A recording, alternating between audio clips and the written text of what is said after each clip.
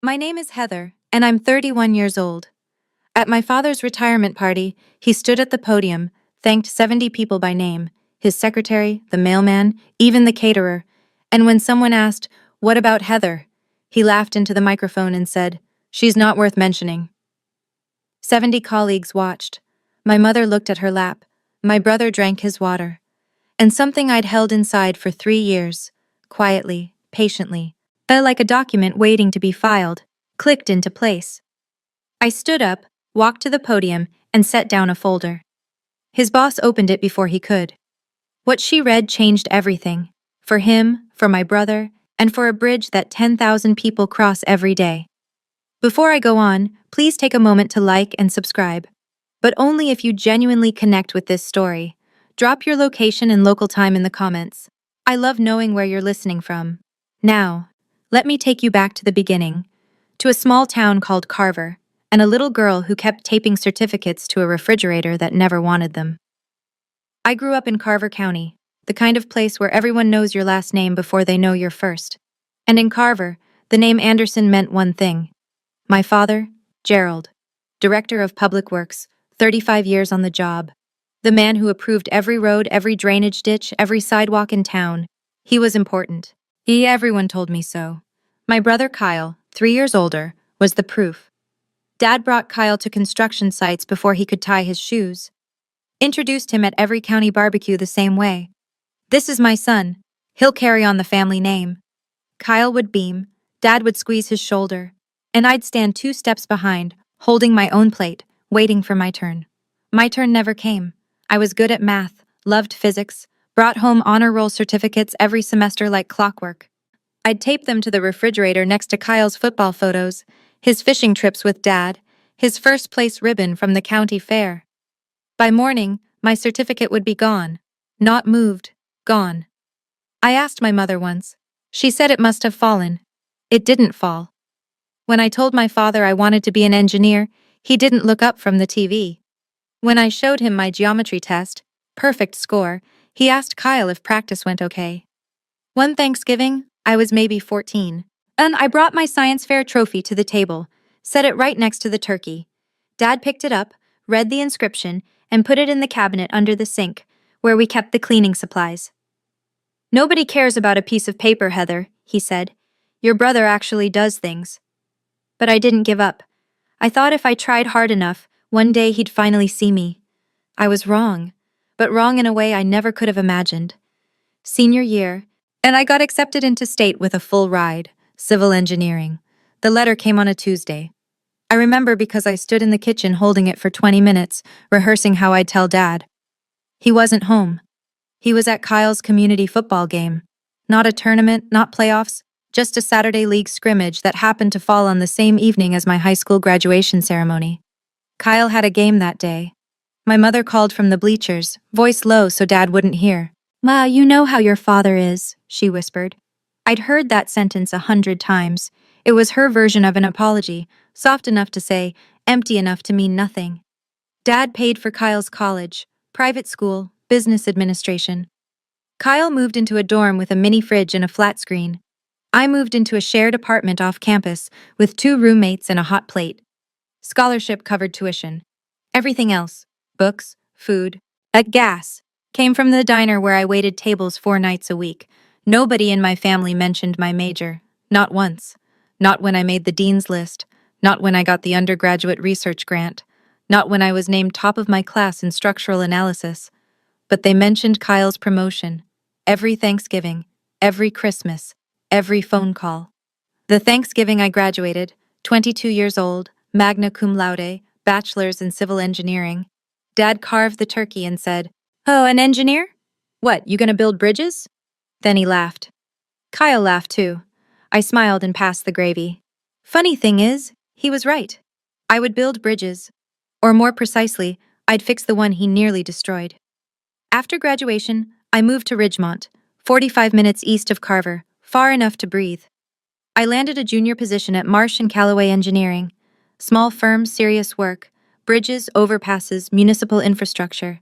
My boss, Elaine Marsh, founding partner, 55, the kind of woman who could read a load calculation the way most people read a menu, saw something in me early. She mentored me, pushed me, made me present at client meetings when I wanted to hide behind spreadsheets. I passed my PE exam at 27. Professional engineer. In my field, that's the license that says you're trusted to stamp drawings that keep people alive. Bridges, hospitals, schools. Your signature means, if this fails, oh, it's on you. I was one of the youngest PEs in the firm's history. I called home to share the news. Dad picked up. I passed my PE, I said. Silence. Then, Kyle just got promoted. Kyle had been hired at Dad's department, project coordinator at the county public works office. No engineering degree required. Dad pulled strings. Everyone in Carver knew it. Nobody said it. I hung up the phone and sat in my car for 15 minutes, and for the first time, yes, I let myself think the thought I'd been dodging my whole life. It wasn't that I hadn't done enough. It was that he never wanted me to do anything at all. That same week, Elaine gave me a piece of advice I didn't fully understand yet. She said, keep a copy of everything you sign. Everything. Every drawing, every email, every revision. That's not paranoia. That's professionalism. I listened. I filed. I saved. I didn't know that 2 years later, that habit would change everything. 3 years before the retirement party, Carver County broke ground on the Millbrook Bridge. If you're not from around here, you need to understand what that bridge meant. Millbrook Road was the main artery connecting the north side of the county, 2 schools, the regional hospital, a senior living facility, to the highway. The old bridge was 60 years old, weight restricted, and groaning every time a school bus crossed it. Replacing it wasn't optional, it was survival. For Dad, but it was more than infrastructure. It was legacy, the biggest project of his 35-year career. He managed the timeline, the budget, the contractors. His name was on every press release. The county newsletter ran a photo of him in a hard hat, standing on the riverbank, arms crossed, grinning like a man who'd just been handed a trophy. Then the inspectors found the problem. The original structural design, done by Dad's in-house team, had a critical flaw in the load-bearing pylons. And under projected traffic weight plus seasonal flooding stress, the pylons would degrade within 5 years, maybe less. The engineering term is progressive failure. The everyday term is the bridge could collapse. Dad panicked. Not publicly. Gerald Anderson didn't panic publicly. But behind closed doors, I later learned, he paced his office for 3 days straight. If word got out that his signature project had a fatal design flaw before construction was even finished, his reputation was done. 35 years, erased. Margaret Holt, the county administrator, Dad's boss, ordered an outside consultant. Independent structural review, non-negotiable. I don't need outsiders telling me how to do my job, Dad told his team. But Margaret Holt wasn't asking, and the outside firm the county hired was mine. Elaine called me into her office on a Wednesday. She had the contract spread out on her desk. County seal, scope of work, deadline. A structural review and redesign of the Millbrook Bridge load-bearing system. You're my best on bridge structures, she said. This one's yours. My stomach dropped. That's my father's project. Elaine took off her reading glasses, looked at me the way she always did when she was about to say something I didn't want to hear. Your job is the bridge, not your father's ego. She was right. I took the assignment. 2 weeks in, I realized the problem was worse than the initial report suggested. It wasn't just the pylons. The entire beam linkage system was underspecified. Wrong steel grade, insufficient cross-bracing, load paths that would funnel stress into exactly the wrong joints. If they'd built it as designed, that bridge would have been a countdown. I redesigned the entire load transfer system. 6 weeks, 14-hour days. I ran simulations until my eyes burned. Hell, I checked and rechecked every calculation until the numbers sang. The fix worked. The bridge would hold. When Dad found out his daughter was the consulting engineer, that I was the one who'd found his team's mistakes and rewritten their design, he didn't thank me. He called me on a Saturday night, voice tight as a wire. You will not embarrass me, he said. Fix it quietly, and your name stays off everything. Not a request, an order. At the same tone he'd used my whole life. The tone that said, sit down, be quiet, disappear. I fixed it, and I stayed quiet. That was my first mistake. The Millbrook Bridge opened on a bright October morning. The ribbon-cutting photos made the front page of the Carver County Gazette. Dad stood center frame, shaking hands with Margaret Holt, beaming. Behind him, the bridge gleamed, concrete and steel, clean lines stretching over the river. My design, his photo. Within a week, Dad erased me. Thus not figuratively, literally. He sent emails to the project office. Remove all references to external consultants from the Millbrook file. The official report credited the redesign to Collaborative In-House Engineering. My firm's name vanished. My PE stamp? Nowhere. But the worst part wasn't the erasure. The worst part was what he put in its place. Kyle signed the final engineering drawing submitted to the state. Kyle Anderson, supervising engineer. His signature, his printed name, right there on the PE certification line. Kyle, who had a business degree. Kyle, who couldn't tell a shear diagram from a shopping list. Kyle, who didn't hold a PE license because he'd never taken the exam, because he wasn't an engineer. In every state in this country, signing PE documents without a license is a violation of the State Engineering Practice Act. It's not a gray area, it's not a technicality, it's fraud. Fraud on a public safety document. I confronted Dad privately. It's just him and me, his kitchen, a Sunday afternoon. Dad, Kyle doesn't have a PE. That signature is illegal. He didn't blink. Mind your own business. Nobody asked you. So there it was, my choice. Speak up. Destroy my family, send my father and brother into a legal nightmare. Stay quiet, become complicit in fraud on a bridge that school buses cross every morning. I chose silence. Because they were my family. Because I still believed that someday Dad would say thank you. 3 years passed. He never said thank you. He said something much worse, in front of 70 people. The invitation arrived in a cream-colored envelope. Heavy cardstock, gold lettering. You are cordially invited to celebrate 35 years of distinguished service. Gerald R. Anderson, Director of Public Works, Carver County. I held it for a long time. 3 years of silence. 3 years of watching Dad take credit for my work. 3 years of holidays where no one mentioned the bridge, and my career, or the fact that I existed in any professional capacity. And now, an invitation. My mother had called the week before. Your father would love to see you there, Donna said. Would he? I wasn't sure. But something in me, the same something that kept taping certificates to the refrigerator at 14, wanted to believe it. Maybe retirement would soften him. Maybe without the job, without the title, without the need to perform, he'd just be a father. My father. I drove 4 hours. Bought a new blazer, charcoal, professional, the kind of thing you wear when you want to be taken seriously. I wrote a card by hand. Congratulations, Dad. 35 years is something to be proud of. Heather. I meant every word. On the passenger seat inside my work bag sat a manila folder. I didn't bring it as a weapon. I brought it the way you bring an umbrella when the forecast says 20% chance of rain, hoping you won't need it, knowing you might. 3 years of documents. Good drawings, emails, the state board letter, all originals, all verified, all sitting in that folder since the day Dad told me to mind my own business. I merged onto the highway toward Carver and told myself, tonight will be different. The folder stayed in the bag. I didn't know yet that by the end of the night, it wouldn't. The Carver County Community Hall looked like it was hosting a wedding. White tablecloths, centerpieces with little American flags and miniature hard hats. A cute touch. Someone's idea of a joke. A banner stretched across the back wall. 35 years of service, Gerald Anderson. Below it, a projector screen cycled through a slideshow of Dad's career. I stood in the doorway and watched the photos scroll. Dad shaking hands with the governor. Dad at a groundbreaking. Dad and Kyle at a county picnic, matching polo shirts, arms around each other. Dad and Kyle at the Millbrook site. Dad and Kyle at Christmas. 40 photos.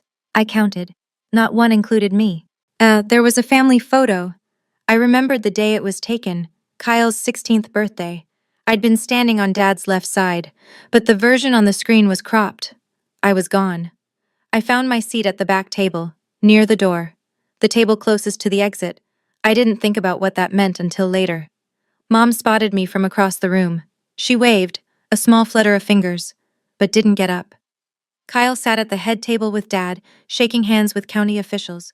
At his suit too tight across the shoulders, he looked like a man playing a part he'd been rehearsing his whole life. Dad saw me. Our eyes met across 60 feet of white tablecloth and candle flame.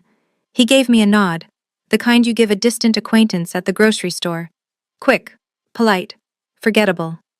A woman at my table leaned over. Are you Gerald's daughter? I said, her eyebrows lifted. Oh, he never mentioned you. He never mentioned me. I should have been used to it by now. But hearing it from a stranger, that hit different. Margaret Holt took the podium at 7:30 sharp. Tall, silver-haired, the kind of authority you feel before you see. She tapped the microphone twice. Good evening, everyone. We're here tonight to honor a man who has shaped this county's infrastructure for 35 years. Under his leadership, we've seen the Millbrook Bridge, the Route 9 expansion, at the downtown drainage overhaul, projects that will outlast all of us. She smiled. Please join me in welcoming Gerald Anderson. Applause filled the room.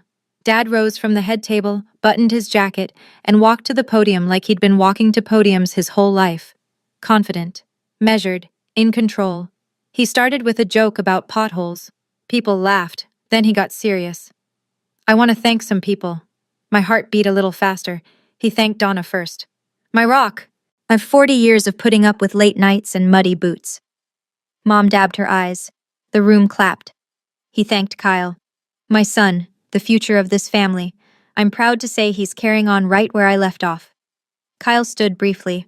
More applause. He thanked Janet, his secretary for 22 years. She organized my life better than I ever could. He thanked Bill the mailman, the caterer, by first name, Rosa, the night security guard, Pete, the guy who fixed the copier, and each name was a stone, and I sat at the back table, sinking.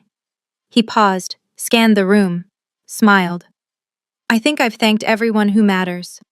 He set the microphone down, and from somewhere in the back row, a voice I didn't recognize, someone called out, What about Heather? 70 people turned to look at my father, and my father, microphone still warm in his hand, laughed. He picked the microphone back up, casual, like someone had asked about the weather.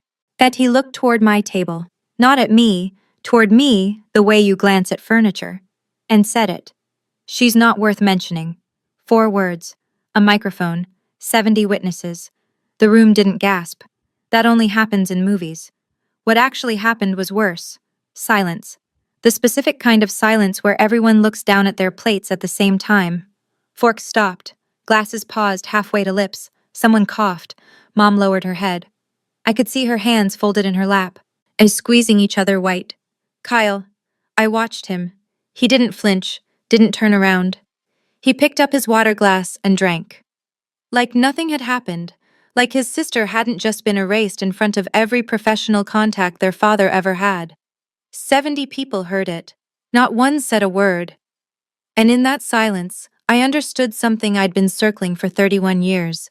Their silence wasn't agreement. But it also wasn't protection. It was nothing. Now, and nothing, when you needed someone to stand up, was the same as siding with him. 3 years. 3 years I'd kept that folder in my desk drawer.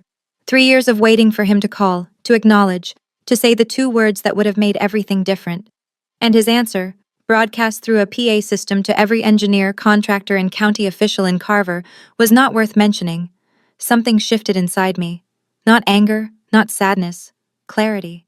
Yet the kind of clarity that doesn't burn. It focuses, like a lens pulling light into a single sharp point. I looked down at my bag. The folder was inside. It had been inside for 3 years. Not anymore. I stood up. The chair scraped against the hardwood, a sound louder than it should have been, or maybe the room was just that quiet. Mom reached for my arm. Her fingers closed around my wrist, gently, the way she always did, as if gentleness made up for everything she never said. Sit down, honey. Don't make a scene. I looked at her hand, then at her face, and for the first time in my life, I didn't do what she asked. I'm not making a scene, Mom. I'm just not sitting down anymore. I pulled my wrist free. Not roughly. Slowly. The way you set something down that you've been carrying too long. I reached into my bag and took out the folder. Manila. Ordinary. The kind you buy in a 10-pack at the office supply store. It weighed almost nothing in my hand. Yeah, but it held 3 years of silence. Every drawing, every email, every piece of proof that I existed in the story my father had spent his career rewriting. I walked between the tables. Left side, right side, white cloth and candlelight, and 70 pairs of eyes tracking me like I was crossing a courtroom. My heels clicked on the hardwood, steady, even, one step at a time. I could hear Elaine's voice in my head, but from a conversation months ago when I'd almost shredded the whole thing. The truth doesn't need to shout, it just needs to be placed where it belongs. Dad stood at the podium, microphone still in his hand, and as I got closer, 5 tables away, then 3, then 1, I saw something on his face I'd never seen before. He looked afraid. I stepped onto the riser, stood beside him, and said, quietly, so he had to lean in, 7 words. Before I leave, there's one thing Dad forgot to mention. My voice carried. Not because I raised it, because the room was so silent that a whisper would have echoed. Dad's jaw tightened. Heather, sit down. Low, through his teeth. A command, not a request. I didn't sit down. I placed the folder on the podium, gently, the way you lay down a hand of cards, and turned to the front table. Mrs. Holt, I said, this concerns the Millbrook Bridge project. As county administrator, I believe you should see this. Margaret Holt had been watching the whole exchange with the kind of expression that comes from 30 years in public administration, composed, assessing, giving away nothing. But when I said Millbrook, something behind her eyes sharpened. She stood, walked to the podium, reached for the folder. Dad's hand shot out. He grabbed the edge. That's personal. Margaret didn't flinch. She held his gaze the way you'd hold a door. Firm, final. If it concerns a county project, it's not personal, Gerald. She took the folder, opened it. The first page, my structural drawings, PE stamp, and signature in the lower right corner, caught the overhead light. She turned to page 2, the emails. I watched her eyes move left to right, her lips pressed together. Page 3, Kyle's signature on the state filing. Supervising engineer. She looked up, and I'll never forget this. She didn't look at me. She didn't look at Dad. She looked at Kyle. And in that moment I thought, was this the right thing to do? 3 years I held this. 3 years I chose family over truth. If you'd been standing where I was, holding proof, watching your father laugh at your existence in front of 70 people, would you have opened the folder, or would you have walked away? Tell me in the comments. I genuinely want to know. Margaret turned another page, then another. Then she looked up at my father. And every trace of celebration drained from the room like water from a cracked glass. Dad snatched the folder from Margaret's hands. Papers scattered. 2 sheets slid off the podium and drifted to the floor like leaves. This is a family matter. His voice cracked on the word family. I'd never heard that before. Margaret's tone dropped 10 degrees. Gerald, those are county engineering documents with signatures I need to verify. Hand it back. He didn't. Instead, he turned to the room. 70 faces, some stunned, some confused, most very still, and did what Gerald Anderson had always done best. He performed. His shoulders softened, his chin dipped. When he spoke, his voice had the careful tremor of a man who's been wounded. Folks, I'm sorry about this. He shook his head slowly. My daughter has always had issues. She's been estranged from the family for years. We've tried everything. He looked at me with a sadness so practiced it almost felt real. She's been troubled for years. We've tried everything. And it worked, for about 5 seconds. I saw it ripple through the room. A few sympathetic nods. A woman near the front clutched her napkin. Someone whispered, "How sad." Dad was good at this. He could rewrite a room in 30 seconds. I'd watched him do it my entire childhood, reshaping every story, every situation, until he was the hero and I was the problem. But this time, Margaret Holt was holding 3 pages of county documents. And documents don't respond to tone of voice. Margaret knelt, picked up the fallen sheets, and straightened them against the podium. Gerald, she said, not unkindly, I'm going to need these back. Dad's performance faltered. Because Margaret wasn't looking at him with sympathy. She was looking at him the way an auditor looks at a discrepancy. That Margaret took the folder back. This time, Dad didn't resist. She read methodically. No drama, just a woman doing her job at a speed that made the room hold its breath. First, my structural drawings. PE stamp number 47,832. My signature, Heather M. Anderson, PE, in clean black ink. Then, The emails, 7 of them, all from Gerald's county address to the project office. She read one line aloud, not for theater. I think she couldn't help it. Remove all references to external consultants from the Millbrook file. She looked up. You told the board the redesign was done in-house. Dad's chin lifted. It was a team effort. Margaret turned the page.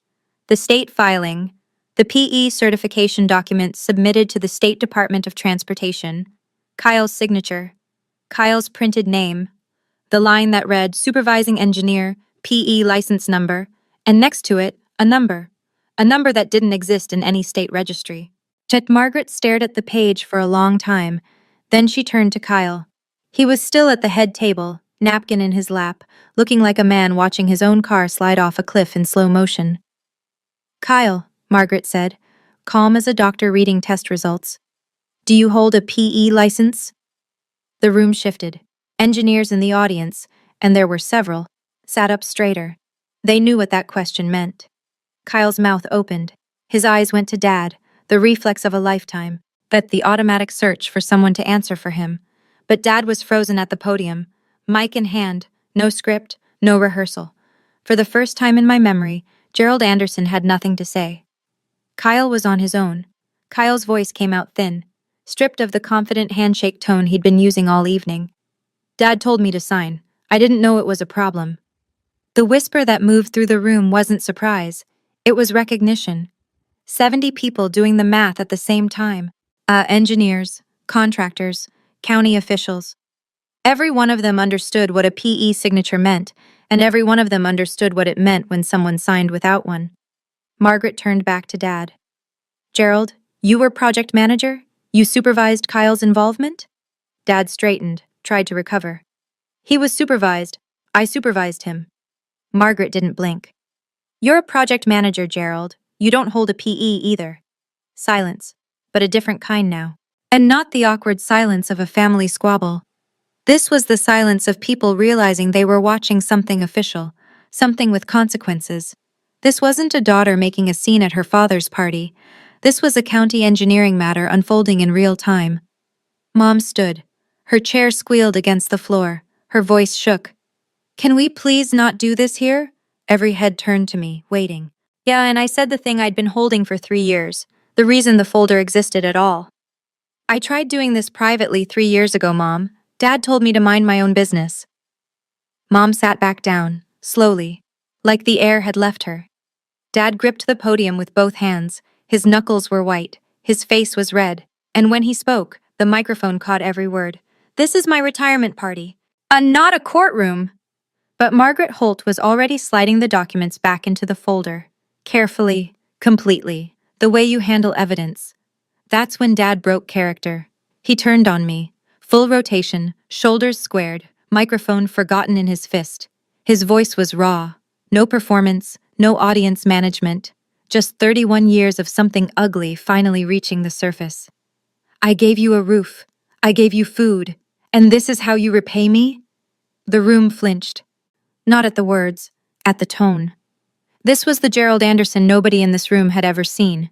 The private one. The one who spoke behind closed doors, in kitchens, in hallways, the one only his family knew.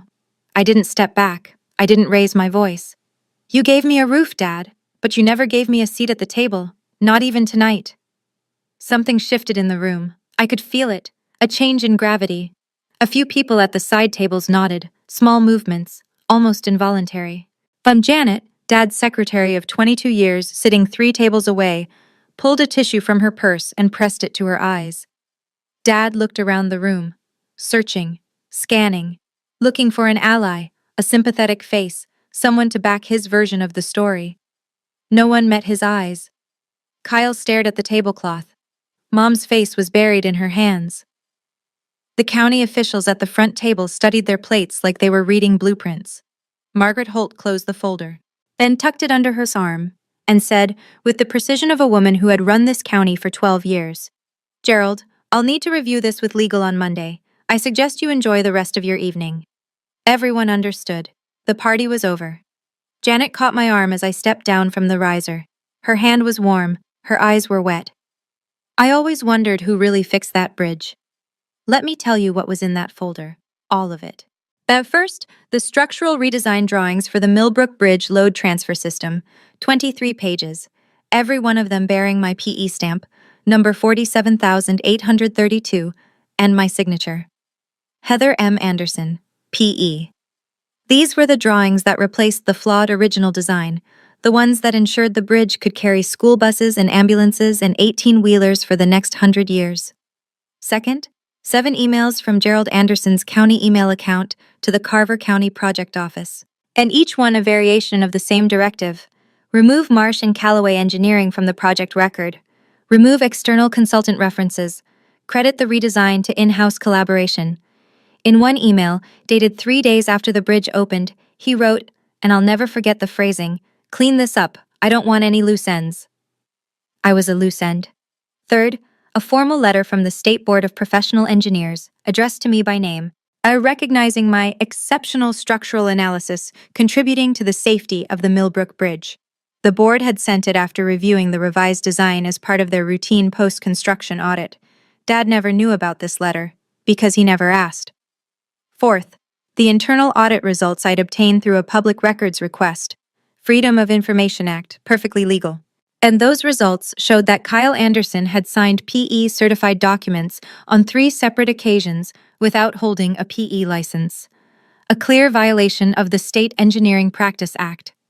I didn't bring that folder to the party for revenge. I brought it because 3 years ago, my father told me to mind my own business. Tonight, he told 70 people I wasn't worth mentioning, and I decided, if he wouldn't tell the truth, the documents would. Beck, a PE stamp isn't a formality, I said to no one and everyone. It means a licensed engineer takes legal responsibility for public safety. Kyle didn't have that authority. Dad knew. After Margaret closed the folder, she turned to me. Not with pity, not with gratitude, with something rarer, professional respect. "Ms. Anderson," she said, "I wish I'd known this 3 years ago. Ms. Anderson, not Heather, not Gerald's daughter. Ms. Anderson, the way you address a colleague."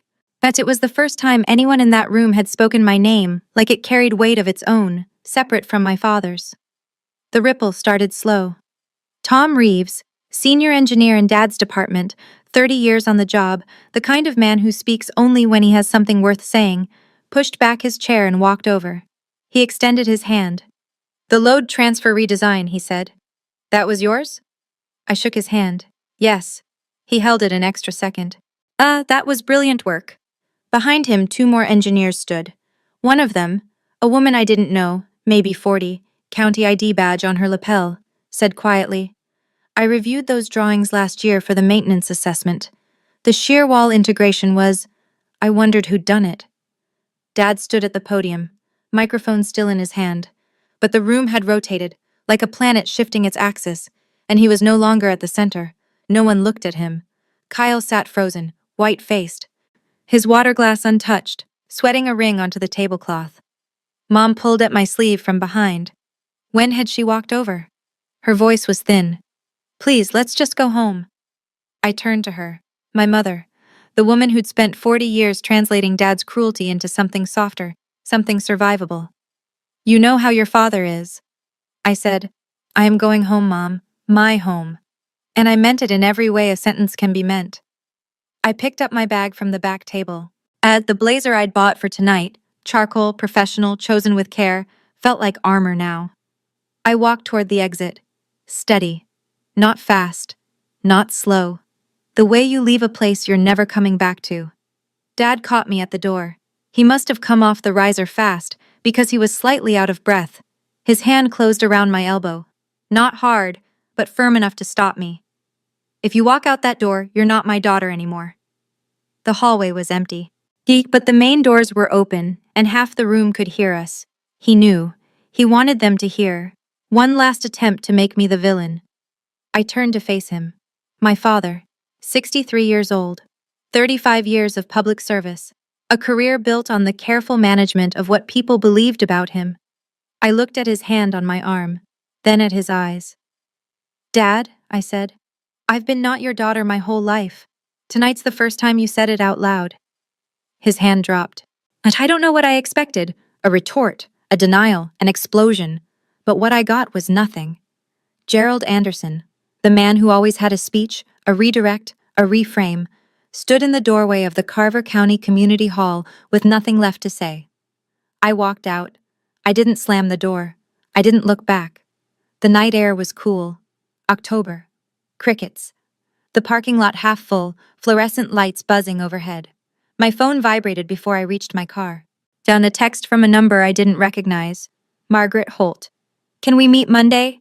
There are things I need to discuss with you, professionally. I got in my car, turned the key, and drove. The highway was empty. 4 hours of dark road, white lines, the occasional pair of headlights coming from the other direction. I didn't turn on the radio, didn't call anyone, just drove. I thought I'd feel satisfied. The word revenge suggests something that tastes good, sweet, or at least sharp. But what I felt driving home that night wasn't satisfaction. It was emptiness. Not the bad kind, the clean kind. Like walking through a room you've finally finished clearing out after years of stepping around the mess. Around the 2-hour mark, I called Elaine. She picked up on the first ring, which meant she'd been waiting. "How do you feel?" she asked. I thought about it, really thought. Like I finally handed in the last report. She laughed, soft, knowing. At the laugh of a woman who had seen enough in 55 years to understand that some victories don't feel like victories. They feel like the end of something you didn't realize had been exhausting you. "You didn't burn the bridge, Heather," she said. "You just proved who actually built it." I smiled.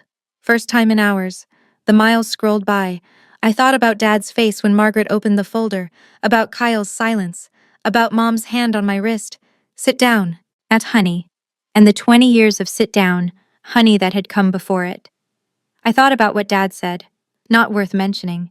And I realized maybe he was right. Not in the way he meant it, but in a different way. I didn't need to be mentioned. My work spoke for itself. It had always spoken for itself. I'd just been waiting for the wrong person to listen. I got home at 1 in the morning, set my bag on the counter. It was lighter now. The folder was gone. Monday morning, 9 o'clock. At Margaret Holt's office on the 3rd floor of the Carver County Administrative Building. She had the folder open on her desk. Next to it, a legal pad with 2 pages of notes already filled in her sharp handwriting. A cup of coffee sat untouched, which told me this meeting had started before I arrived. "Sit down, Ms. Anderson." I sat. Margaret didn't waste time. "The state board letter? This is authentic?" "You can call them directly. My license number is on record." She made a note. Ed then looked up. "Not as a boss, not as an investigator, as a person. Why didn't you come forward earlier?" The honest answer was the only answer I had. "He's my father. I thought he'd eventually do the right thing." Margaret nodded, slowly, the kind of nod that says I understand more than you think. "I've referred the file to the county attorney's office," she said. "They'll review the PE signature issue and the email directives. I've also requested a comprehensive audit of all engineering filings from the past 10 years under Gerald's department." 10 years. Every project Dad had touched. "Kyle," she continued, "has been placed on administrative leave pending the investigation. He was notified this morning." I felt something tighten in my chest. Not guilt. Not exactly. More like the weight of knowing that a thing you set in motion has its own momentum now. You can start an avalanche. You can't steer it. So Margaret called the state board that afternoon. They confirmed my PE status, confirmed the recognition letter, and opened a preliminary inquiry into Kyle's unlicensed signatures. A formal investigation would follow. The wheels were turning, and they didn't need me to push them anymore. 3 things happened in the 2 weeks after the party. First, the county canceled Gerald's formal recognition ceremony, the one scheduled for next month. And with the plaque and the framed resolution and the photo with the county board, Margaret's office released a 1-line statement. "The ceremony has been postponed pending an internal review." In a town like Carver, that sentence was a grenade. Second, the bronze plaque at the Millbrook Bridge, the one that read "Dedicated to Gerald R. Anderson, Director of Public Works," was removed for updating. Everyone in town drove past that empty space on the bridge rail and knew exactly what it meant. And third, the county board scheduled a public hearing on engineering document procedures, open to the public. Agenda Item 1, PE certification compliance in county infrastructure projects. Dad was retired. He couldn't be fired. But the thing he valued more than any paycheck, his legacy, his name, the story of Gerald Anderson that the whole county had accepted as truth for 35 years, was being rewritten in real time. He called me on a Wednesday night. I almost didn't answer. You destroyed this family. His voice was flat. No performance, no audience, just him. No, Dad. You built a family where only one child counted. I just stopped pretending I was okay with it. He hung up. Mom called an hour later. Your father can't sleep, he's devastated. I closed my eyes. I couldn't sleep for 3 years, Mom. Did anyone call to ask about me? Silence. The long kind. The kind where you can hear someone realizing that the answer is no, and that no is enough. She said, I'll talk to you later, honey. She didn't call back for a month. Kyle called on a Saturday, late afternoon. The sun was going down outside my apartment window, and I was doing what I always did on Saturdays, reviewing drawings, drinking cold coffee, pretending the silence didn't bother me. His name on the screen made me pause. Kyle and I hadn't spoken directly, without Dad as moderator, in years. Hey! His voice was smaller than I remembered. The conference room confidence was gone. Oh, hey! Long pause. I could hear him breathing. Did you have to do it in front of everyone? I set my coffee down. You watched him say I wasn't worth mentioning, in front of everyone. Another silence. I let it sit. I'd spent my whole life filling silences for other people, smoothing, accommodating, making it easier for everyone but myself. Not anymore. I didn't know the PE thing was that serious, he finally said. I know. That was it. I didn't accuse him, didn't lecture. I just confirmed what we both understood. Kyle hadn't known, because Dad had never told him, because Dad needed Kyle to sign without asking questions. Kyle, hire your own attorney. Not Dad's, yours. Why? Because Dad's attorney is going to protect Dad. You need someone who protects you. More silence. Then very quietly. I'm sorry I never stood up for you. I looked out the window. The streetlight had come on. I know that too. After we hung up, I sat there for a long time thinking. If Dad had treated us equally, if Kyle had never been handed a role he wasn't qualified for, if I'd never been erased from the record, would any of this have happened? I don't think so. Dad didn't just harm me, he harmed Kyle too, just in a different way. Do you think Kyle deserves consequences? Or is he another casualty of Gerald's control? I'd love to hear your thoughts in the comments. Carver is a small town. By the end of the week, everybody knew. Not the full story. Small towns don't deal in full stories. They deal in fragments, in whispered versions, in the sentence you overhear at the hardware store. But the fragments were enough. The local paper ran it first. Front page, below the fold. County reviews engineering records after retirement party revelations. No names in the headline, but the article mentioned a former department head and irregularities in PE certification documents. In Carver, that was as good as a billboard. Within a month, the ripples reached every corner of Dad's world. The Rotary Club, where he'd been a member for 20 years, where he sat at the head table every monthly dinner, sent a letter, politely worded, carefully phrased. The gist, perhaps it would be best if he took a step back from active participation until the matter was resolved. Neighbors stopped waving, not all of them, but enough. The ones who mattered to Dad. The ones whose waves he counted like currency. Then Kyle received formal notification from the State Board of Professional Engineers, an official investigation into unlicensed practice. If the board found a violation, the penalties could include fines and a permanent record. And while Kyle had never actually been an engineer, that signature on official state documents was as real as concrete. Mom called one more time. Her voice had a new edge. Not anger at me, but something close to surrender. Are you happy now? I thought about it. Honestly. No, Mom. I'm not happy. But I'm honest. And for the first time, so is everyone else. She was quiet for a long time. Then she said something she'd never said before. I should have spoken up years ago. It wasn't enough, but it was a start. Margaret Holt called Elaine in November. I was at my desk when Elaine walked in, leaned against the doorframe and smiled. The specific smile she reserves for good news she's been holding for at least an hour. The county just signed a 3-year retainer with us, she said. Infrastructure consulting, bridges, drainage systems, road specifications, the whole portfolio. I looked up from my screen. That's great. Guess who they requested as lead engineer? I didn't need to guess. The retainer was official. My name, my real name, attached to my real credentials, would be on every Carver County infrastructure project going forward. Not hidden, not erased, not credited to someone else. Mine. And a week later, I drove past the Millbrook Bridge and noticed the plaque had been replaced. The new one read, Millbrook Bridge, Carver County, Structural Redesign, Marsh & Callaway Engineering. No individual names. But in my industry, the firm credit was enough. Anyone who looked it up would find the project file. And in the project file, they'd find me. Tom Reeves, the senior engineer from Dad's department, sent me an email that evening. No subject line, just one paragraph. Ms. Anderson. I reviewed your Millbrook redesign in detail during the audit last week.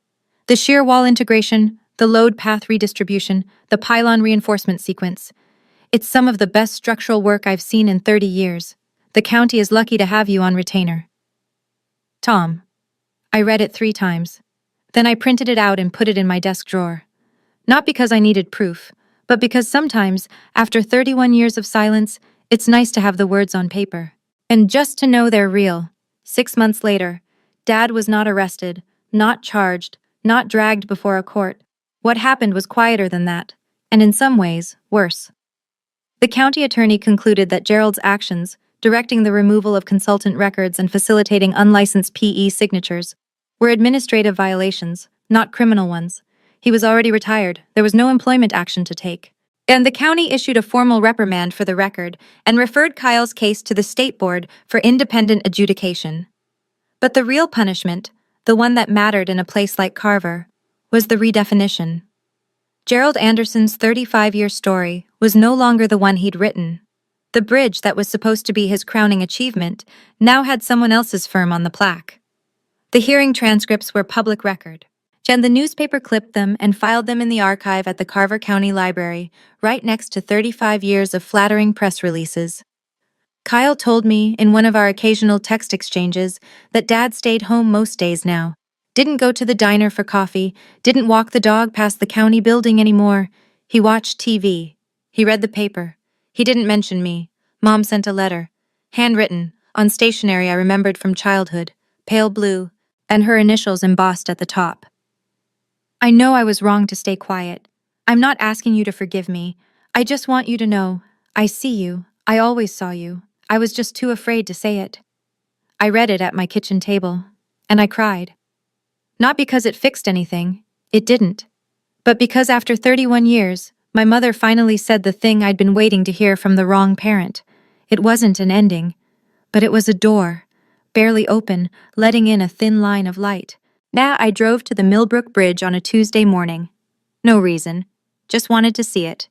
It was early, 7:15, the sky still pink at the edges. A school bus crossed going north, then a delivery truck, then a woman in a minivan with 2 car seats in the back. The bridge held. It didn't groan, it didn't flex. It carried them the way a bridge is supposed to, silently, invisibly, without asking for recognition. Nobody on that bus knew my name. And nobody in that truck had any idea who redesigned the load transfer system or spent 6 weeks running simulations until the numbers worked. They didn't need to know. They just needed the bridge to hold, and it held. I stood on the walkway and looked down at the river. The water was low, early spring, snowmelt still a few weeks away. The pylons I'd redesigned rose out of the riverbed like quiet sentinels. I don't tell this story so you'll think my father is a monster. He's not. He's a man who grew up believing daughters don't build things, and who spent his whole life making sure that belief didn't get challenged. He was wrong, but he was human. And there's a difference between understanding someone and accepting what they did to you. I don't need him to call. I spent 31 years waiting for a phone call that was never coming, and the waiting was its own kind of prison. I'm done waiting. Boundaries aren't walls, they're doors. You choose who walks through. You choose when. And sometimes, the bravest thing you can do isn't to fight. It's to set down the truth, quietly, in front of the people who need to see it, and let it do the rest. Here's where I am now. Lead engineer at Marsh & Callaway. The county retainer keeps me busy. 3 projects in the pipeline, 2 more in review. Elaine keeps threatening to make me a partner. I keep telling her to give me another year. My apartment is the same one, Small. Second floor, nothing fancy. My car still has 140,000 miles on it, but on the wall above my desk, framed, centered, lit by the window, is my PE certificate. First time I've ever hung it up. It seems like a small thing. It's not. Mom and I talk once a month, short calls, light topics, weather, neighborhood gossip, the new bakery on Main Street. We don't talk about Dad. We don't talk about the party. But we talk. And there's a boundary now, clear, gentle, real, that we both respect.